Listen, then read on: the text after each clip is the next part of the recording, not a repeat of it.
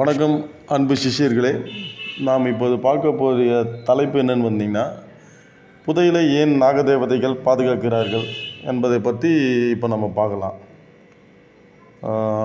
அதில் தான் பார்த்திங்கன்னா, இதை எல்லோரும் பார்த்திங்கன்னா இதை சப்ஸ்கிரைப் பண்ணிக்கிங்க. நிறைய விஷயங்கள் புதையலை பற்றி நம்ம ஆன்மீகத்தை பற்றியும் அறிவியலை பற்றியும் நிறைய பேச போகிறோம், நிறைய பார்க்க போகிறோம். இனி வரும் சப்ஜெக்ட்ஸ்லாம் நிறைய பார்க்க போகிறோம். அதனால் எல்லோரும் சப்ஸ்கிரைப் பண்ணிங்க, சரிங்களா? சரி, இப்போ ஏன் புதையலில் நம்ம ஐடென்டிஃபை பண்ணும்போது நாகதேவதை வராங்க? அவங்களுக்கு அங்கே என்ன வேலை?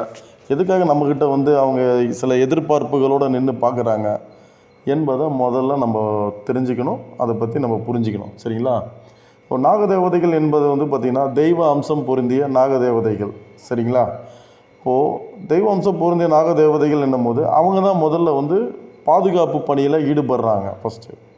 ஸோ ஒரு ஆர்டிக்கல் ஒவ்வொரு இடத்துல இருந்து வேறு இடத்திற்கு போனாலும், ஒரு அடியிலிருந்து மற்ற அடி நகர்ந்தாலும் நாகதேவதைகள் அது நிறைய பேர் பார்த்துருப்பீங்க. மிஷினில் செக் பண்ணும்போது இருக்குது, சரி கொஞ்ச நேரம் பார்த்தாங்க இல்லை. ஏன் காரணம்? அங்கேருந்து நகருதுன்னுவாங்க.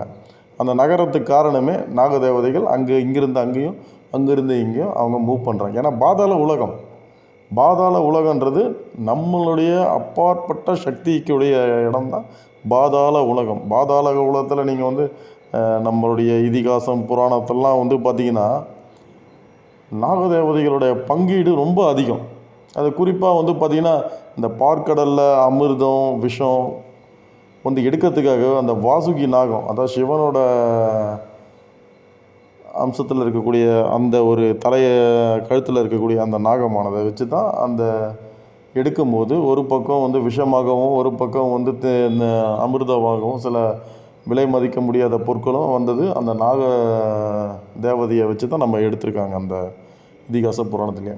ஸோ அப்படிப்பட்ட விஷயத்தில் பார்த்திங்கன்னா எல்லாருடைய நம்ம இந்து கடவுள்களை நீங்கள் வணங்கும் போதும் சரி, அதில் பார்த்திங்கன்னா நிறைய தெய்வங்களுக்கு நாக அணிகலனும் இருக்கும், நாக ஆபரணமும் இருக்கும், நாக ரத்தனங்களும் பயன்படுத்துகிறாங்க, சரிங்களா? ஏன் நாகமணியும் பயன்படுத்துகிறாங்க. ஸோ அப்படின்னு பார்க்கும்போது சிவனுக்கும் நாகங்கள் அவர் கழுத்தை சுற்றி இருக்கிறத நீங்கள் பார்க்கலாம். அம்மன்களுக்கு நிறைய இடத்துல நிறைய அம்மன்கள் இருக்காங்க, அவங்களுடைய தலையிலையும் சரி அவங்க கூடையும் பார்க்கலாம். அதெல்லாம் பார்த்தா முருகருக்கு கூடயும் பார்த்தா நாகம் இருக்கும். விநாயகர் பார்த்திங்கன்னா அவர் வயிற்றில் கட்டியிருப்பார். முக்கியமாக காலபைரவர், சிவனுடைய அம்சமான காலபைரவர், அவருடைய பார்த்திங்கன்னா அவருடைய இடுப்பில் கட்டியிருப்பார், கையில் கட்டியிருப்பார். சில முனீஸ்வரன்களில் பார்த்திங்கன்னா அவங்க கையில் மார்பு இந்த மாதிரி இடத்துல கட்டியிருப்பாங்க. ஸோ நாகத்திலேயே பார்த்திங்கன்னா அந்த அவரோட அபரிவிதமான சக்திகள் உடையது. நீங்கள் நாக அஸ்திரத்தை அதை பற்றி நான் தனியாக சொல்கிறேன். அதே போல் நாகபந்தம்னு இருக்குது, சரியா? அதையை பற்றி நான் தனியாக சொல்கிறேன். ஸோ இதில் பார்த்திங்கன்னா முக்கியமாக இந்த தேவதைகள் பாதுகாக்கும் போது நாகத்தில் பார்த்திங்கன்னா ஆதிசேஷன் இருக்காப்புல, அனந்தன் இருக்கார், கார்கோடகன் இருக்கார், கலிங்கன் இருக்கார், திருதராட்சகன் இருக்கிறாரு, மகாபதுமன் இருக்காப்புல, சங்கு பாலன் இருக்கார், வாசுகி இருக்குது, நாகராஜன் இருக்குது, நாக தேவிகள் இருக்காங்க, நாக கன்னிகள் இருக்காங்க. இன்னைக்கு கூட பார்த்திங்கன்னா சில இந்த சென்னை மாநகரத்திலும் சரி, இந்த வேலூர் மாநகரத்திலும் சரி நிறைய இடத்துல பார்த்திங்கன்னா சில நாக தேவதைகள் இருக்கும் கோயிலை இன்றைக்கும் இடிக்க முடியாமல் சில அந்த பக்கம் ரோடுகள் தள்ளி போட வச்சுருக்கிறாங்க. ஏன்னா அபரிவிதமான சக்திகளுடைய நாகதேவிகள், நாகக்கன்னிகள், நாக தேவதைகள். ஸோ வேலூரில் பார்த்திங்கன்னா ஒரு பாலத்துக்கு அடியில் ஒரு நாக கோயில் இருந்திருக்கு. அதை இடிக்க சொல்லி பலரும் பிரச்சனை பண்ணாங்க, அந்த ரோடு போடுற ஹைவேஸ் கான்ட்ராக்டர்லாம். ஆனால் அதை இடிக்க முடியல. ஒரு இன்ச்சு கூட என்னை தொட்டு கூட முடியாத அளவுக்கு அவங்க பண்ணி அந்த பாலத்துக்கு கீழே இன்னும் அவங்க இருக்கிறாங்க. ஸோ அப்படிப்பட்ட அபார சக்தி உடையவர்கள் தான் அந்த நாகதேவதைகள். சரி, அவங்க ஏன் அங்கே போய் பார்க்குறாங்க? ஏன் அவங்க போய் அதை பாதுகாக்கிறாங்க? அப்படின்னா ஒரு மனிதன் அவனுடைய வாழ்நாளில் ஒரு காலகட்டத்தில் அந்த வாக்கு வன்மை ரொம்ப சிறந்தது. அப்போ என்ன பண்ணுறாங்க? அவங்க தெய்வத்திட்ட வேண்டும் போது தெய்வத்தோட அவங்களுக்கு உடனடியாக வேலை செய்யக்கூடிய சில சக்திகள், தெய்வம் நேரடியாக இறங்கி ராஜா இது இப்படி தான் பண்ணணும் அப்படி பண்ணணும் அவங்க சொல்ல மாட்டாங்க. அவங்க கீழே இருக்கிறவங்க அந்த பணியில் செய்வாங்க. அப்படிப்பட்டவங்க தான் அந்த நாகதேவதைகள். நீங்கள் வேண்டும் போது உங்களுடைய பொருளையோ உங்களுடைய உடைமையோ உங்களுடைய உங்களுடைய விலை உயர்ந்த பொருட்களையே பாதுகாக்கணும், எனக்கு இந்த நில சூழ்நிலை வருது, அதனால் நான் போகும்போது இதை பார்க்கணும் தாயே அம்மான்ட்டு அவங்கக்கிட்ட வேண்டிட்டு போகும்போது அந்த அவங்க வந்து அந்த காலத்தில் வந்து பூமிக்கு அதிகம் வச்சதுனால இவங்க தான் பாதுகாப்பாக இருந்தாங்க. அந்த காரணத்தினால அது உரியவரிடம் சேரணும். உரியவரிடம் சேரலைன்னா உரியவரோட தலை முறையில் வந்து யார் அடுத்து வராங்க, அடுத்து வரவங்கள யார் இந்த நட்சத்திரோட ஒப்பிட்டு வராங்க, இறந்தவரோட நட்சத்திரோட ஒப்பிட்டு வராங்க, அவருக்கு இந்த கொடுப்பனை இருக்கா, இவ்வளோத்தையும் ஆராய்ஞ்சு பார்த்து அவங்களுக்கு கொடுக்கறதுக்காக அந்த தேவதை பாதுகாத்துட்ருக்கு. சரியா? இவ்வளோ விஷயங்கள் இருக்குது. ஸோ அதனால தான் அந்த நாக தேவதைகள் வராங்க. ஏன் இந்த உலகத்தில் அவ்வளோ நாக தேவதைகள் கோயில் இருக்குது? அது என்னைக்குன்னா பார்த்துருக்கீங்க? ஏன் சில சிவன் கோயிலில் பார்த்தா அவ்வளோ நாகர்கள் சிலை வச்சுருக்கிறாங்க? எதனா யோசித்து பார்த்துருக்கீங்களா? இந்த மாதிரி காரணம் வந்து பார்த்திங்கன்னா நாகதேவதைகள் வந்து பாதுகாக்கிறதுனால அவங்க தான் அந்த இடத்துல வந்து அந்த பொருளை பாதுகாக்கிறாங்க. அவங்கக்கிட்ட சில மாந்திரிகர்களோ சில குருமார்களோ அவங்கக்கிட்ட போய் பேசும்போது எல்லாருக்கிட்டையும் எல்லாருமே தெரிஞ்சிடாதப்பா, அது தெரிஞ்சுக்கோங்க.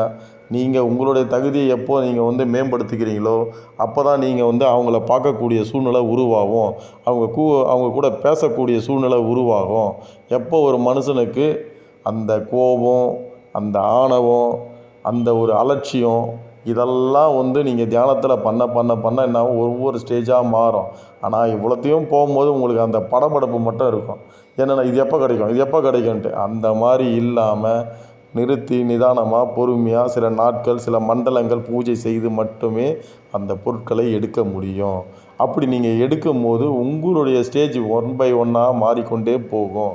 நீ மாறிக்கொண்டே போகும்போது உனக்கு தகுதியானவன்றது நீ அப்போ தான் அடிப்படையில் வர. இன்றைக்கே போய் இன்றைக்கே எடுக்கணும், இன்றைக்கே செய்யணுன்றது வந்து சாத்தியமே கிடையாதுங்க. சரிங்களா? அப்படி இருக்கும்போது நீங்கள் பொறுமையாக இத்தனை மண்டலம் இவங்களுக்கு இந்தந்த வேலைகள் செய்யணும், அடுத்து உள்ளவங்களுக்கு இந்த வேலை செய்யணும், அந்த மாதிரி கணிப்புகளை நிதானமாக நிறுத்தி நிதானமாக ஒன் பை ஒன்னாக நீங்கள் செக் பண்ணிகிட்டே இருக்கும்போது நீங்கள் அதுக்கான தொடக்கூடிய நிலையை நீங்கள் வந்து அடையிறீங்க. சரிங்களா? அப்படி இருக்கும்போது நாகதேவதையில் நிறைய நாகதேவதைகள் இருக்குது. வெள்ளை நாகம் இருக்குது, சிகப்பு நாகம் இருக்குது, மஞ்சள் நாகம் இருக்குது, பச்சை கலரில் இருக்குது, 5 தலை நாகம் இருக்குது, 7 தலை நாகம் இருக்குது, விஷ்ணு நாகம் இருக்குது. இந்த மாதிரி நிறைய நாகங்கள் இருக்காங்க. ஸோ இவங்களெல்லாம் வந்து நீங்கள் வந்து அவங்கள திருப்திப்படுத்தி அவங்கள நல்ல கரெக்டாக நீங்கள் போனீங்கன்னா அவங்களே உங்களுக்கு கூட உதவியாக நின்று இது எடுக்கிறதுக்கு என்ன வழிமுறை சொல்லி உங்களை எடுத்து கொடுக்க அளவுக்கூடிய விஷயம் அந்த நாகதேவதைகளுக்கு உண்டு. அதனால் போகிற உடனே கட்டு போடணும், எல்லாம் கட்டு போடணும், ஊரை கட்டு போடணும், வாயை கட்டு போடணும், இதெல்லாம் தேவையே இல்லை.